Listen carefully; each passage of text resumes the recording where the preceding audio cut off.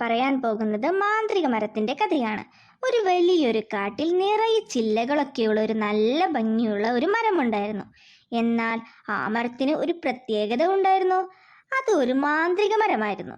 ആ മരത്തിനടിയിൽ ചെന്ന് ആര് എന്ത് ആഗ്രഹിച്ചാലും ആ മരം അത് സാധിച്ചു കൊടുക്കുമായിരുന്നു. ഇങ്ങനെ ഒരു മാന്ത്രിക മരം കാട്ടിലുള്ളത് ആർക്കും തന്നെ അറിയില്ലായിരുന്നു. അത് അത്രയും അത്ഭുതമുള്ള ഒരു മരമായിരുന്നു. ഒരു ദിവസം അപ്പുണ്ണി എന്നു പേരുള്ള ഒരു കച്ചവടക്കാരൻ പതിവ് പോലെ പട്ടണത്തിൽ നിന്നും കച്ചവടമെല്ലാം കഴിഞ്ഞ് ഗ്രാമത്തിലേക്ക് പോകുകയായിരുന്നു. എന്നാൽ അപ്പുണ്ണി വരുന്ന വഴിയിൽ ഒരു കാട്ടാന ചിഹ്നം വിളിച്ച് നിൽപ്പുണ്ടായിരുന്നു. അപ്പുണ്ണിയാണേൽ നടന്ന് എത്തിയത് കാട്ടാനയുടെ മുന്നിൽ. കാട്ടാനയാണേൽ അപ്പുണ്ണിയെ കണ്ടതും കുത്താനായി അപ്പുണ്ണിയുടെ അടുത്തേക്ക് പാഞ്ഞു ചെന്നു. അപ്പുണ്ണിയാണേൽ കാട്ടാനയിൽ നിന്നും രക്ഷപ്പെടാനായി ഓടിച്ചെന്ന് പെട്ടതാണേൽ കൊടും കാടിനുള്ളിലും. കാട്ടിലെത്തിയ അപ്പുണ്ണിയാകട്ടെ വഴിയറിയാതെ കാടിനുള്ളിലൂടെ എങ്ങോട്ടെന്നറിയാതെ നടന്നു. കുറേ ദൂരം നടന്ന് തളർന്ന് അവസാനം അപ്പുണ്ണി എത്തിച്ചേർന്നത് മാന്ത്രിക മരത്തിന്റെ അടുത്തേക്കാണ്. നല്ല ഒരു മരം കണ്ടതും അപ്പുണ്ണി കരുതി കുറച്ച് സമയം അവിടെ ഇരുന്ന് വിശ്രമിക്കാമെന്ന്. കുറച്ച് സമയം മരത്തിനടിയിലിരുന്ന് വിശ്രമിച്ചതും അപ്പുണ്ണിക്ക് അതിയായി ദാഹിക്കാൻ തുടങ്ങി.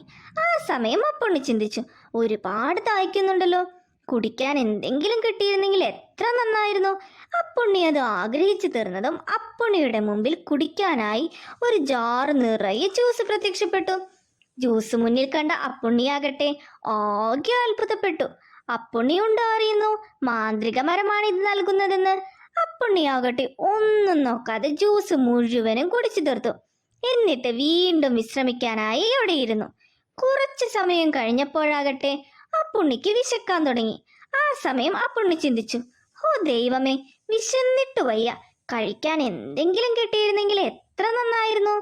അപ്പുണ്ണി അത് ചിന്തിച്ചു തീർന്നതും അപ്പുണ്ണിയുടെ മുന്നിൽ ഒരു പാത്രം നിറയെ ഭക്ഷണം പ്രത്യക്ഷപ്പെട്ടു. അപ്പുണ്ണിയാകട്ടെ ഒന്നും നോക്കാതെ ആർത്തിയിൽ ആ ഭക്ഷണം മുഴുവൻ കഴിച്ചു തീർത്തു.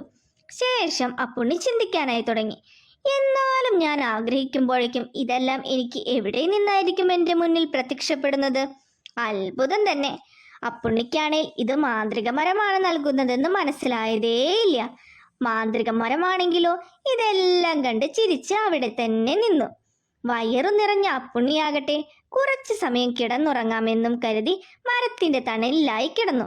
എന്നാൽ മണ്ണിൽ കിടന്നിട്ടാകട്ടെ അപ്പുണ്ണിക്ക് അസ്വസ്ഥത അനുഭവപ്പെടാൻ തുടങ്ങി. ഉറങ്ങാനേ പറ്റുന്നില്ല. ആ സമയം അപ്പുണ്ണി വീണ്ടും ആഗ്രഹിച്ചു, എനിക്ക് കിടക്കാനായി ഇവിടെ നല്ല ഒരു മെത്ത ഉണ്ടായിരുന്നെങ്കിൽ എത്ര നന്നായിരുന്നു. അപ്പുണ്ണി അത് ആഗ്രഹിച്ചു തീർന്നതും ഒരു മെത്ത അവിടെ പ്രത്യക്ഷപ്പെട്ടു. ഇത് കണ്ടതും അപ്പുണ്ണിക്ക് സന്തോഷം അടക്കാനായില്ല. അപ്പുണ്ണിയാണേൽ ആ മെത്തയിൽ സുഖമായി കിടന്നു. എന്നാൽ അതിൽ കിടന്നിട്ടും അപ്പുണ്ണിക്ക് ഉറങ്ങാൻ കഴിഞ്ഞില്ല. ആരായിരിക്കും ഇതെല്ലാം നൽകുന്നതെന്ന് അപ്പുണ്ണി ആലോചിച്ചു കൊണ്ട് കിടന്നു. പെട്ടെന്ന് അപ്പുണ്ണി ചിന്തിച്ചു, ഇനി ഇത് വല്ല ഭൂതം ചെയ്യുന്നതായിരിക്കുമോ? വല്ല ഭൂതം ഇവിടെ ഉണ്ടാകുമോ? ഇത് ആലോചിച്ചു തീർന്നതും അവിടെ ഒരു ഭൂതമാണേൽ പ്രത്യക്ഷപ്പെട്ടു. ആ സമയം അപ്പുണ്ണി ഭൂതത്തെ കണ്ട് ഒരുപാട് പേടിച്ചു. അപ്പുണ്ണിയാകട്ടെ പേടിച്ച് കരയാനായി തുടങ്ങി. ഭൂതമാണേൽ അവിടെ തന്നെ അപ്പുണ്ണിയെ നോക്കി നിന്നു. അപ്പുണ്ണി ആ സമയം ഭൂതത്തിനോട് പറഞ്ഞു, എന്നെ ഒന്നും ചെയ്യാതെ ഇവിടെ നിന്നും പോകണേ. ഇതും പറഞ്ഞ് അപ്പുണ്ണിയാകട്ടെ കരയാൻ തുടങ്ങി. അപ്പുണ്ണി ഭൂതത്തിനോട് പോകാൻ പറഞ്ഞതും മാന്ത്രിക മരമാണേൽ ഭൂതത്തെ അവിടെ നിന്നും അപ്രത്യക്ഷമാക്കി. എന്നാൽ ഭൂതത്തെ കണ്ട അപ്പുണ്ണി ആകെ പേടിച്ചിരുന്നു. ഇനി ഇവിടെ നിന്നാൽ ഇനിയും ഭൂതം വന്ന് പിടിച്ചാലോ എന്ന് കരുതി മാന്ത്രിക മരത്തിന്റെ മഹത്വം ഒന്നും അറിയാത്ത അപ്പുണ്ണിയാകട്ടെ അവിടെ നിന്നും ഓടിപ്പോയി. മാന്ത്രിക മരമാണേൽ ഇതെല്ലാം കണ്ടുകൊണ്ട് അവിടെ തന്നെ നിന്ന് ചിരിച്ചുകൊണ്ട് നിൽക്കുന്നുണ്ടായിരുന്നു.